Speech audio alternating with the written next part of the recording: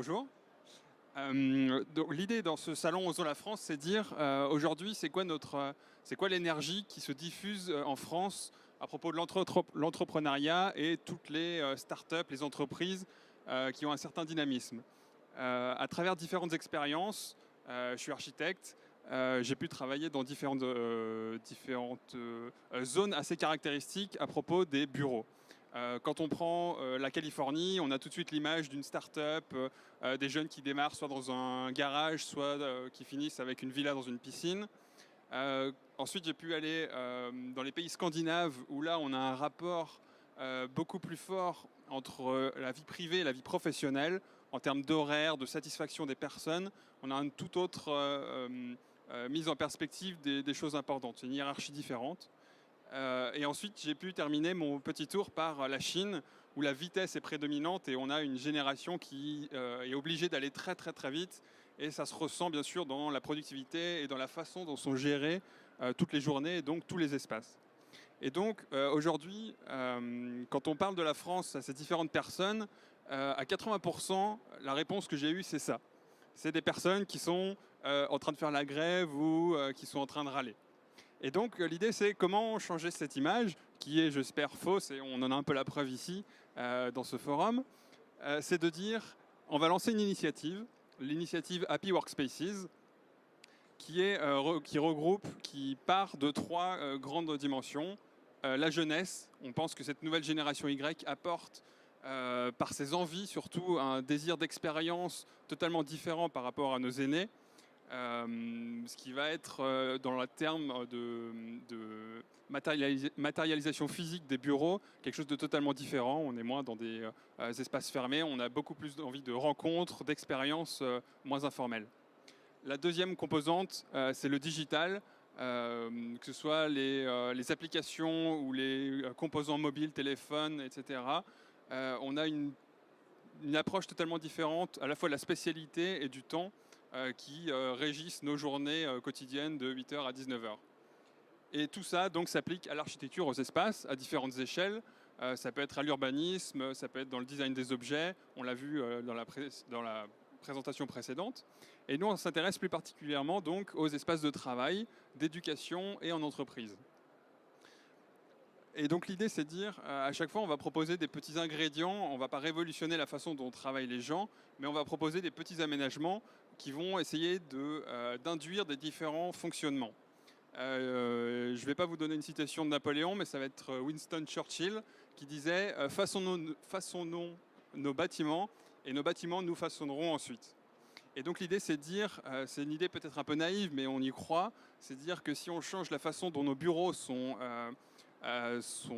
créés, conçus et managés, la façon dont nous on travaillera sera totalement différente. Et donc par extension, l'image de la France, des gens qui entreprennent, sera différente. Et on aimerait toucher du coup l'identité propre à la France. Vous avez un exemple ici qui est le groupe média pour les jeunes Melty, donc qui est une vingtaine de sites internet pour les jeunes. La particularité de ce projet, c'était de dire 30% des espaces sont plus des espaces de production. On n'a plus un poste de travail attitré, tous les bureaux sont volants et chaque espace est hiérarchisé et créé avec son espace voisin. Et on crée des carrefours qui induisent des échanges formels ou informels, des rencontres plus ou moins fortuites. Et donc on a créé ici, chez Melty, une prairie, donc qui est en totale balance avec le monde numérique ultra présent, et qui du coup est la porte d'entrée de ces locaux. C'est le branding, c'est l'extension de la marque en fait. On essaye de s'assurer que les espaces sont un vrai support à la fois des valeurs et de la culture des entreprises ou des écoles. Ensuite, c'est un exemple pour une boîte de construction, la plus classique du monde, mais qui espérait passer dans l'ère du numérique, imprimante 3D, gestion des chantiers, etc. Et on avait deux angles d'approche pour ce projet. La première, c'est de dire, finalement, j'ai envie d'être fier. J'ai envie d'être fier des endroits où je travaille. Pourquoi on a souvent sur notre bureau des tableaux avec notre maison, les personnes qu'on aime, et pourquoi on ne ferait pas l'inverse? Pourquoi nos bureaux seraient tellement cool et fun que finalement on amènerait des images de nos bureaux, de nos collègues, dans nos maisons, ou peut-être de manière plus moderne, sur Twitter, etc., en étant fiers vraiment de là où on travaille et de ce qu'on fait, qu'on participe à une énergie collective. Du coup, c'est créer des espaces qui véhiculent un peu, qui sont vraiment le support de cette énergie, des derniers projets, des événements, etc. Donc ici, l'idée, c'était aussi d'avoir un vrai véhicule en termes commercial pour l'entreprise. À chaque fois, on s'adresse donc à des chefs d'entreprise. L'idée, c'est de leur dire, ne faites pas de la décoration inutile, entre guillemets, servez-vous-en vraiment comme un vecteur de dynamisme de votre entreprise. Et donc, c'est l'idée de dire qu'on accueille un client ou des reportages.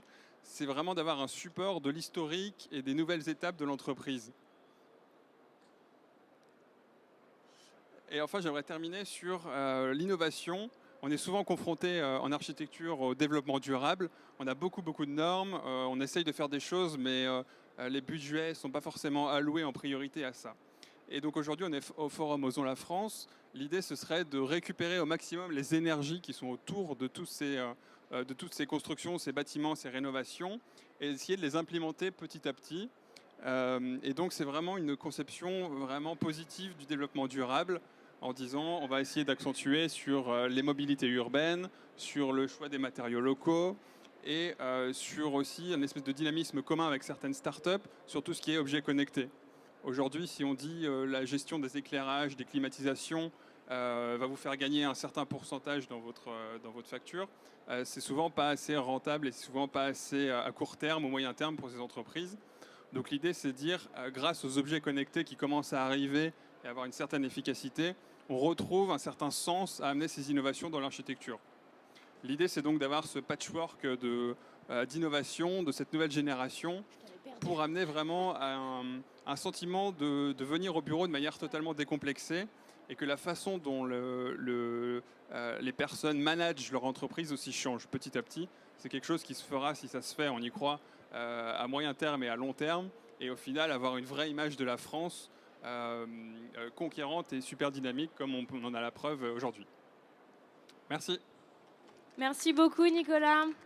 Si vous avez des questions à lui poser sur ces bureaux qui ont l'air bien plus chouettes que ceux auxquels on est habitué, il est disponible.